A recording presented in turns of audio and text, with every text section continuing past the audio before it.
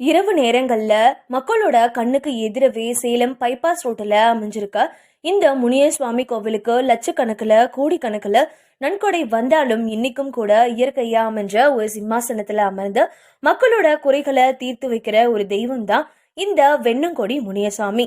இந்து முஸ்லிம் கிறித்துவம்னு மத வேறுபாடுகள் எதுவும் இல்லாம எல்லா மதத்தை சேர்ந்தவங்களும் ஏன் எல்லா மொழியினரும் கூட வந்து செல்ற கோவில் தான் சேலத்துல அமைஞ்சிருக்க இந்த வெண்ணங்கொடி முனியசாமி கோவில். இரவு நேரங்கள்ல முனியசாமி வெளியில நடமாடுவாருன்னும் பல தடவை இரவுல பயணம் செஞ்சவங்க அதை சூசகமா உணர்ந்திருக்காங்கன்னு அந்த ஊர் மக்கள் சொல்றாங்க.